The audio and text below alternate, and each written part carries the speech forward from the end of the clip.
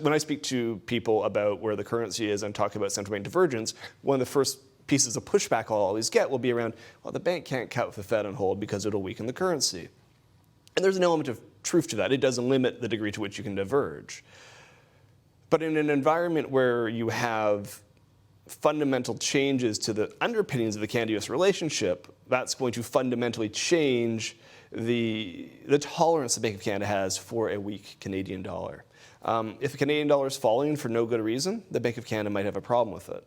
If the Canadian dollar is falling because there's a huge trade war with the United States, they're going to be a lot more tolerant of it. Now, we look for dollar CAD at 148. That's our forecast for Q1. That's about a 67.5 cent dollar.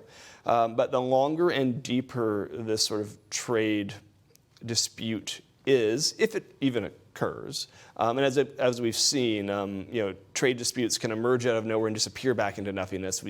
The dispute with Colombia was all over in about 12 hours. I think I learned about it, and then it was over within the next minute. I was like, oh, look at that, I haven't been paying attention, it was done. Yeah, scrolling through, it's like, oh, tariffs on Colombia. Oh, no more tariffs on Colombia. So it makes it difficult for the Bank of Canada to fully adjust because they won't know how long this dispute will be in place for. But the longer this goes for, we have this forecast for dollar CAD at 148. I think that's justified just by where differentials are today. If you're going to have a much weaker degree of output in the Canadian economy, you're going to increase the degree of divergence between the two central banks. Like, there's nothing to say we can't fall below that 67.5 cent forecast.